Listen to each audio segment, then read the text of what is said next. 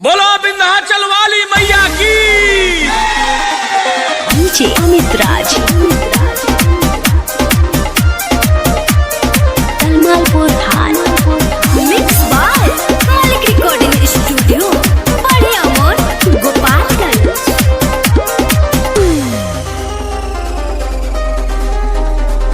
मथवा पबानी चुनरिया ऐनी दुआरिया कबले तू फेरबू मैया हम पे नजरिया।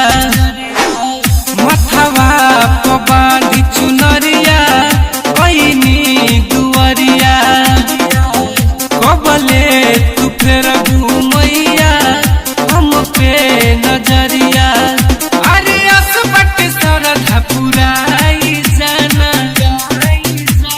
सिर पर सवार होके आई जाना दर्शन देखाई जाना। सिर पर सवार होके आई जाना दर्शन देखाई जाना।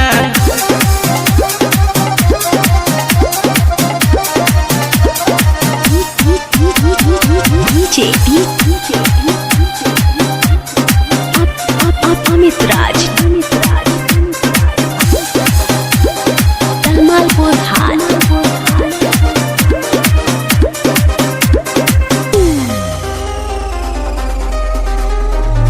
धूमधाम से कोइले बानी पूजा के तैयारी बिनती करिले माई खोल दी के वारी।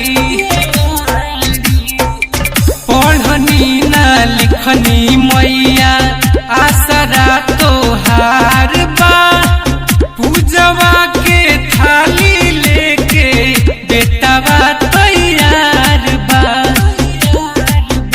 अरे दुखवा के सायस भटाई जाना सिर पर सवार होके आई जाना दर्शन देखाई जाना। सिर पर सवार होके आई जाना दर्शन देखाई जाना। डीजे अमित राज तलमालपुर हाल मालिक रिकॉर्डिंग स्टूडियो बड़े अमोर गोपालगंज।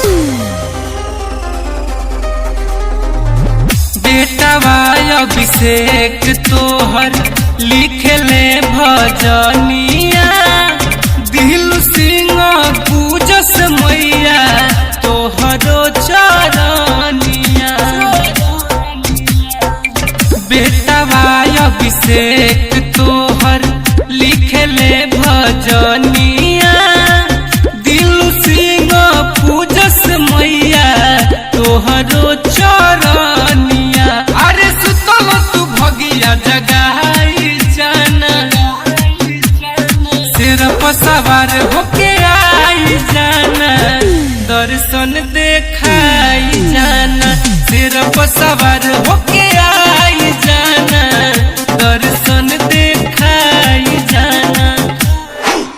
मथवा पबानी चुनरिया ऐनी दुआरिया कबले तू फेरबू मैया हम पे नजरिया। अरे असबट सरधा पुराई जाना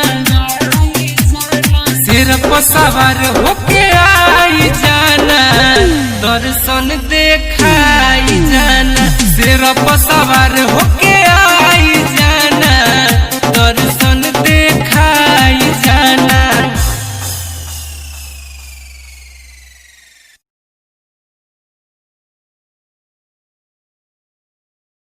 बोलो विंध्याचल वाली मैया की।